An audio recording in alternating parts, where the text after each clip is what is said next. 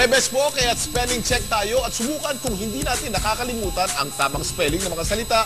Ngayong uso ang shortcut texting. At sakaling nakakalimutan nyo, pwede nyo pong gamitin ang tinatawag nating predictive texting na feature ng ating mga cellphone. At ngayon ang maghaharap sa ating spelling bee ay dalawang team ng mga estudyante.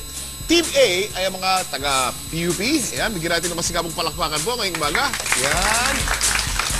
At ang Team B naman ay ang University of Makati. Ayan, palakpak po. Ang unang makakadalawang tamang sagot, panalo at makakatanggap ng call card at t-shirts. Ang unang word natin, ready tayo ha, wala mo nang pipindot, teka muna. Ang unang word natin ay intelligence. Spell it. Intelligence. Ayan, subukan natin ang T9 feature ng ating mga cellphone. Ito'y kinoconnect ang spelling pagkamali. At kung sino mauuna rito, una rito. Ayan, una ang PUP. Intelligence, ang spelling nyo ay I-N-T-E-L-L-I-G-E-N-C-E.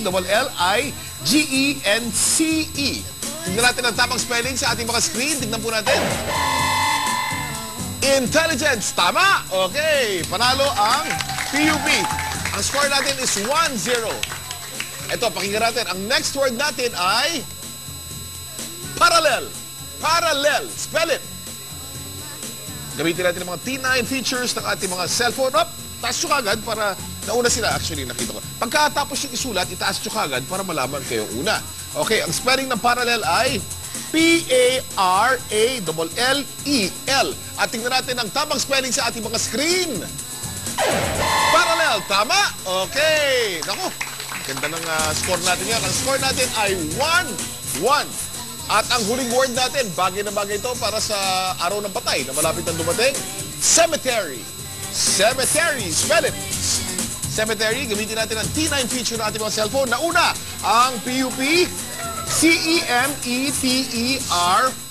At tignan natin ang correct spelling sa ating mga screen ngayong umaga. Cemetery, correct. Okay, panalo. Panalo ang PUP. Masigabong palakpakan para sa PUP ngayong umaga.